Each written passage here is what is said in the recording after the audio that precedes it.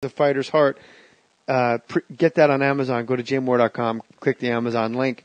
This is a guy that graduated from Harvard and decided to just try all this shit. And then he wrote a novel about it, which is, I'm telling you guys, one of the best books you will read. And probably one of the best photo covers I've ever seen in my life. And it's just your bloody chest. Yep. Was that the Yakuza fight? No, that was a fight in Minnesota, where I sort of slaved. I didn't, that was a little bit silly, which was that I trained MMA for about 4 months at the Militich camp in Iowa when it was pretty much the best camp in the world.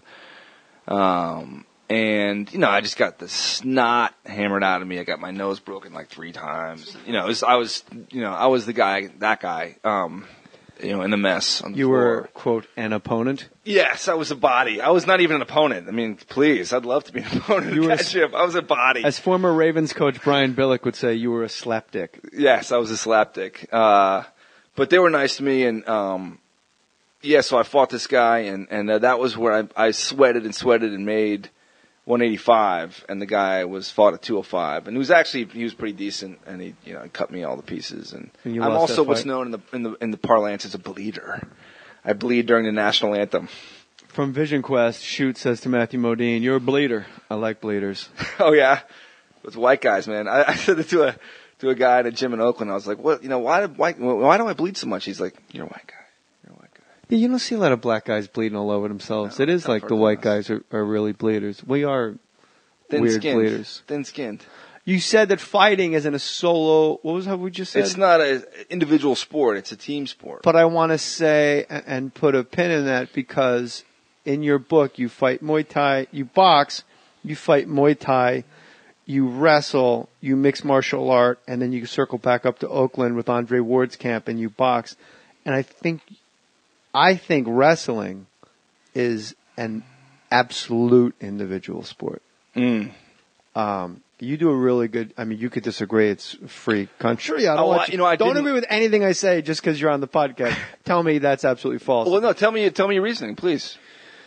Because you're the only one that knows if you're actually filling the cup 100% of the time, right, every single time. Right. And when you're out there wrestling one-on-one and you weigh 135 pounds and the guy across from you weighs 135 pounds and you both have 4% body fat, you're both seniors in high school, you both have been doing it 6 years and you both know the exact same moves. Right. It's going to come down to who individually, right, in the wrestling room, surrounded by everyone else and all the drills and the shark bait and all the stuff and the takedown drills and the running the line, individually, who's the guy when the coach wasn't looking, didn't individually sell himself short, right, and actually did it when no one was looking. Didn't dog it out.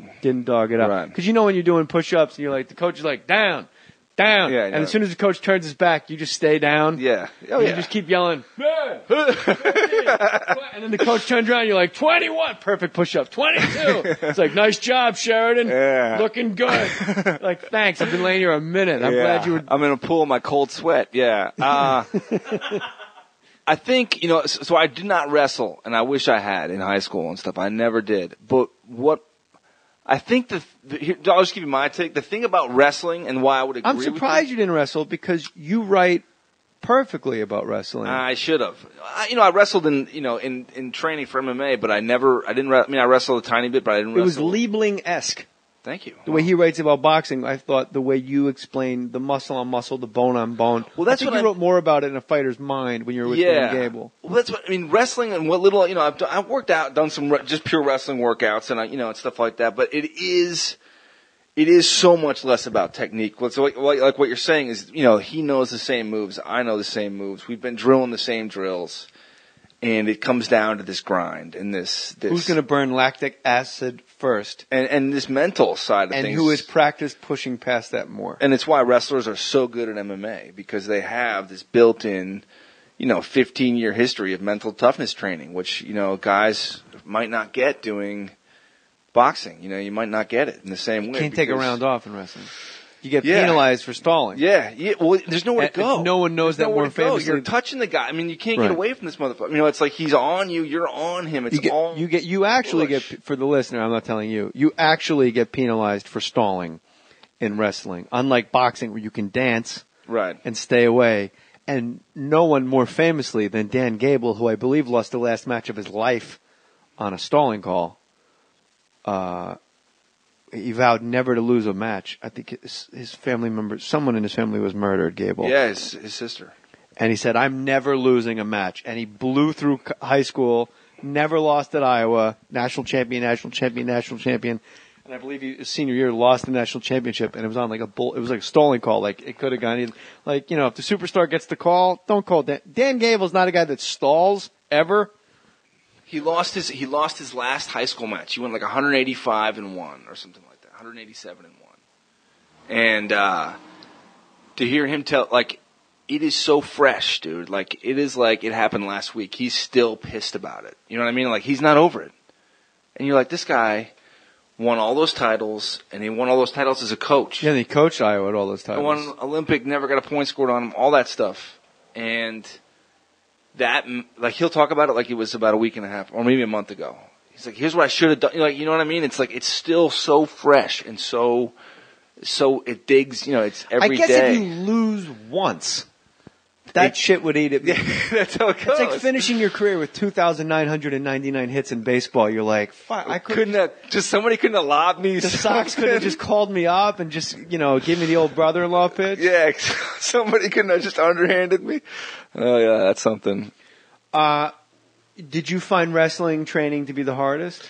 It's disgusting. Yeah, wrestling's really hard. I mean, it's awful. Disgusting. It's awful. I mean, I liken it almost to crew, which is like crew is. My little sister rode crew, and you're like, all it is torture. All you do is torture. It's like all you're dealing with is pain. There's nothing fun about rowing. It's nice to be out on the water, but it's just pain management. And I think, wrestling. Even crew. Eventually, you worked. A friend of ours works down the street. She does crew for fun, and it's torture.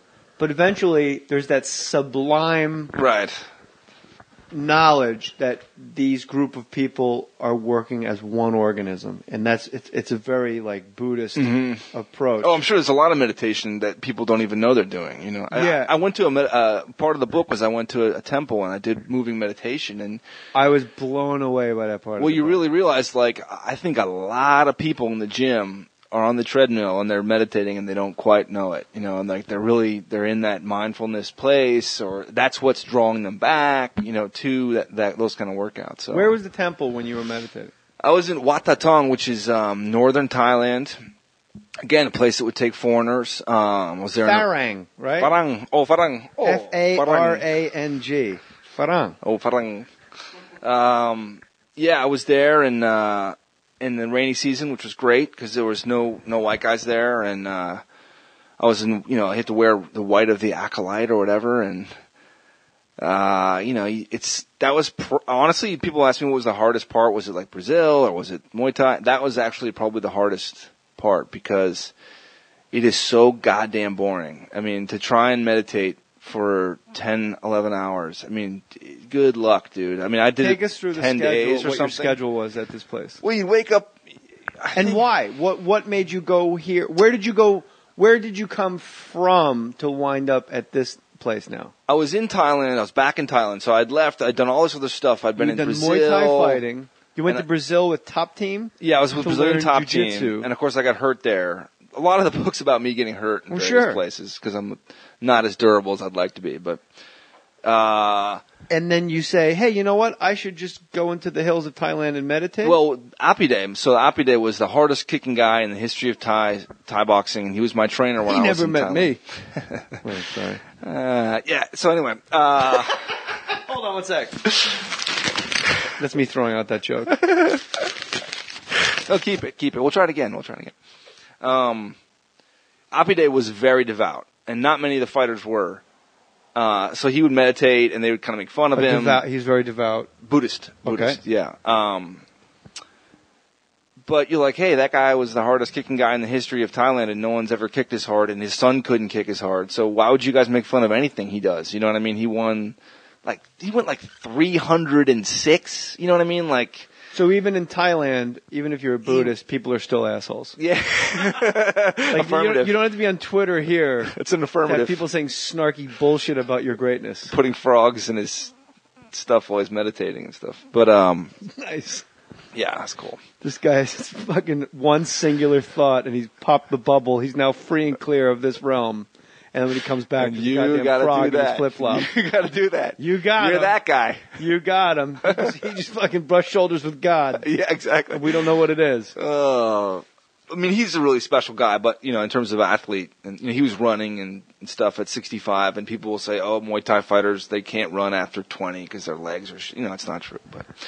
But he was, so I wanted to learn, you know, a little bit of meditation, and again, in Thailand, pretty much every man will go to the temple at some point. They'll go and spend a rainy season in the temple. So every businessman, every normal person will at some point go through the temple and be in the temple and wear the orange robe and meditate, and that's like a normal thing. So Okay. I wanted It's like to try us going it. to the farmer's market. Yeah. Well, it's like summer camp. Like you went to tennis Gotcha. camp, you go to the temple instead this Okay. year. You know, I'm with you. So I did that, and I went up to Wat Tha, and they were great, man. It was an amazing place, and I was refreshed to read somebody writing about how meditating sucked balls. sucked. A lot of people so are like, hard. oh, you know, it's like when people go, the runner's high. Look, I've been running. I wrestled in high school. Like Right. I've run more than most of my peers. I still run. It fucking sucks. And all I think is, this sucks, this sucks, this sucks, this sucks. I should just stop. It's been a mile. Just stop. Don't stop.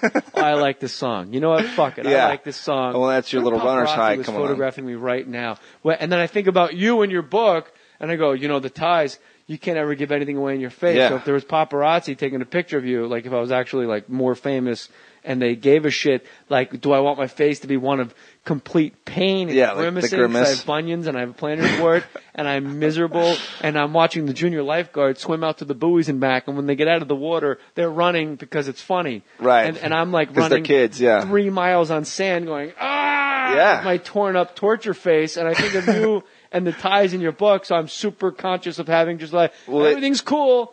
Everything's cool. That's how they run. They don't breathe through they don't breathe through their mouth. So you got to run. You got to just. When the lifeguard at Will Rogers Beach says, "Why do you run with a mouthpiece?" I can't, as I'm running with a mouthpiece, and go, because in Sam Sheridan's book, you have to breathe through your nose more, and you don't want to give anything, because I actually have a mouthpiece that I run. Do you? in. Wow. So to just make my breathing You're that more guy.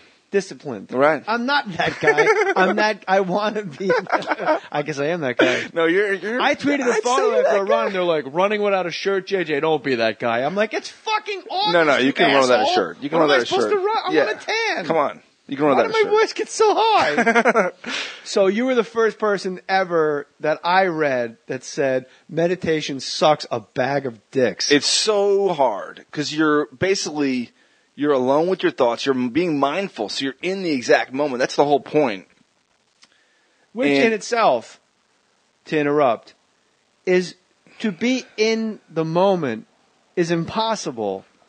Absolutely. I think you're even selling that short, because to be in the moment, once you acknowledge the moment, that it's The moment's like a crest flowing it's forward. gone. We're It's getting like a into river. Zen shit. Yep, we're it's getting a all river. into it. Like once Yeah. you identify the spot in the river, it's already Yep. 15 You feet can write your name past. in the water. You can put a tray on the river and it floats, and you're like Buddha. That's all. It's all Zen. Well, mindfulness, you can kind of do it with the mantra. You know, we can get the meditation, but with the mantra No, and let's get into with it. some of that, with some of the movement and stuff. Like for the walking meditation, you would pace 5 feet and spin, and every time your foot hit, you're supposed to clear your mind, just be in the movement, just be in what your body's doing, just be in the exact in the moment, and it kind of works, you know. And to me, the really the bitch of the bunch was a cross-legged meditation, because these guys would do it sitting like Indian style. I mean, you think you're tough, just try it, dude. Give me, if you can make an hour, I will buy you a drink, dude. It is fucking hell to sit cross-legged. I mean, I'm not very flexible. And some of these guys sit for like 6 hours. Matt, do you think you can sit Indian style for an hour? No. I mean, for an hour, do you think you could sit Indian style? Yeah, I think so. You gonna try it? You can't. I'll take that bet, dude. And you can't. You could? You flexible? Yeah. He looks like a scallop. You're what are you mentally talking tough. about? You're mentally tough? I don't know. Try it. Try it. You'd be amazed at how much agony will come into your life. It becomes super apparent. Yeah. Cross-legged. Right. So now Matt is now going to sit cross-legged, but it's not going to be an hour for the rest of the podcast. How long? Well, I got an hour left. I got at least an hour. We're 45 in. So let's see if you can sit cross-legged for 20 minutes. 15. Yeah.